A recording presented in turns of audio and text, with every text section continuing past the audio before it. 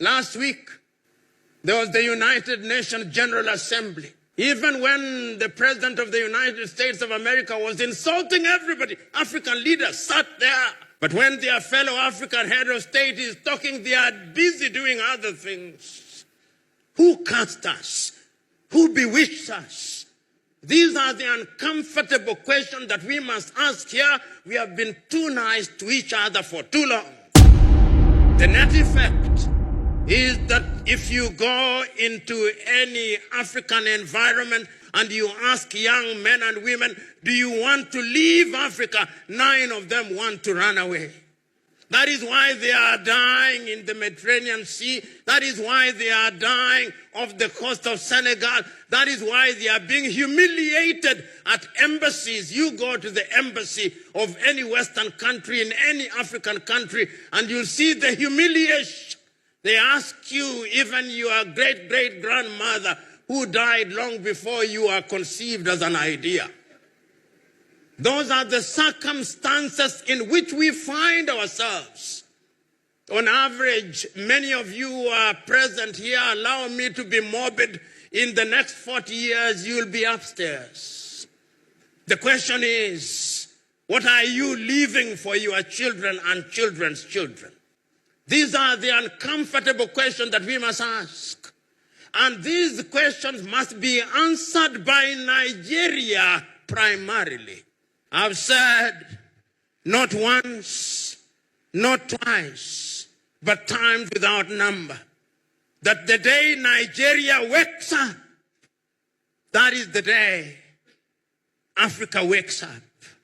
And those of you who have had occasion to travel, you go to different parts of the world, you look for the best doctors, Nigerian. Look for the best engineers, Nigerians. Look for some of the best lawyers, Nigerians.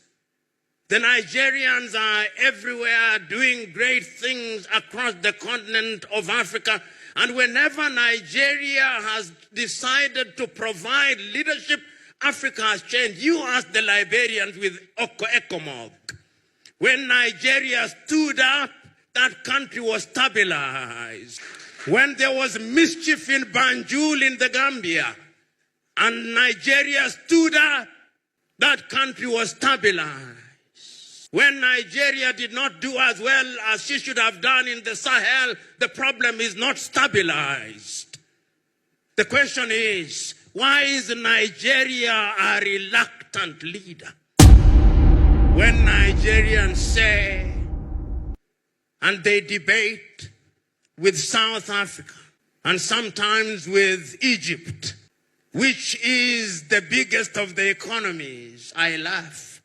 I laugh because the economies that they are talking about using the unreliable GDP, but we must use it, is that Nigeria is 500 billion USD GDP with a population of over 200 million. Singapore, which is smaller than Lagos, with a population of 6 million, has a GDP of 564 billion. So the debate between Nigeria and Egypt and South Africa is a debate between two dwarfs as to which one is the taller of them. Even if one is taller than the other, they are still dwarfs. The day that I will celebrate Nigeria is the day Nigeria tells me we are 2 trillion economy. And Nigeria can achieve it. And Nigeria must achieve it. What does Nigeria not have? Is the oil that is produced in Nigeria different from the oil that is produced in Saudi Arabia? Is it different than the oil that is produced in Kuwait? That is produced in Bahrain? That is produced in Qatar? Why must Nigeria not be the leader that has pipelines across the continent of Africa? Why can she not do it? She can. But we have allowed ourselves to be paralyzed by analysis and to be paralyzed by lamentation. It is your own kinsman, Chinua Achebe, who said that adversity is a problem of humanity, but we must never allow ourselves to be the victims or the agents of adversity. We must allow ourselves to be the conquerors of adversity.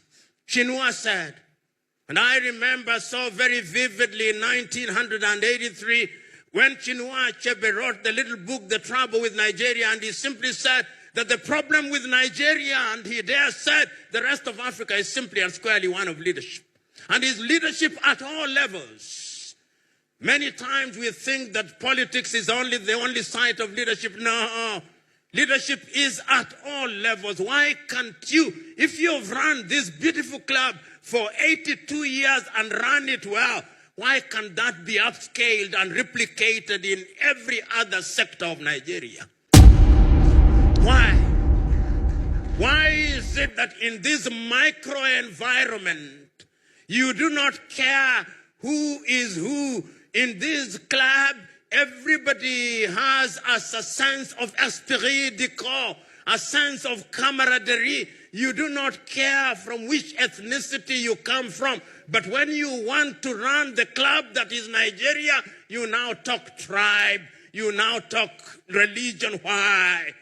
These are the uncomfortable questions that you must confront, because if you do not confront them, then Nigeria and Africa will continue to punch below her weight.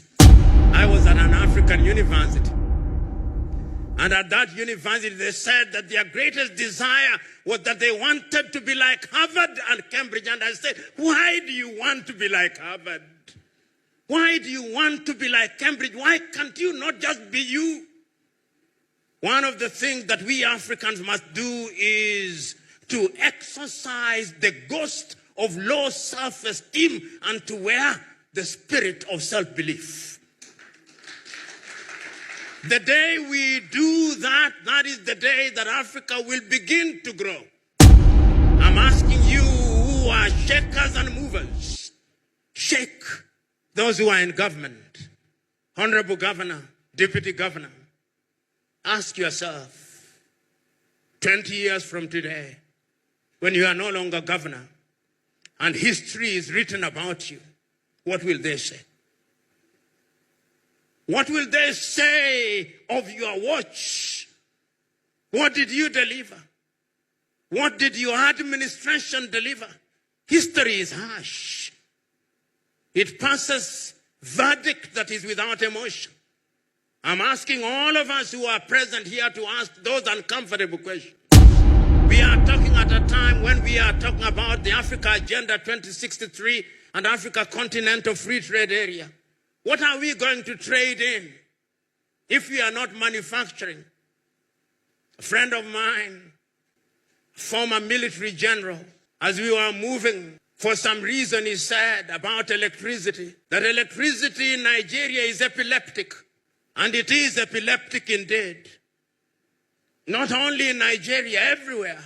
There is not a single place that you travel to Africa in today and you are in a hotel room, within 1 hour electricity has gone. Electricity is not rocket science. But for some reason, we are unable to supply stable electricity. Who cast us? Who bewitched us?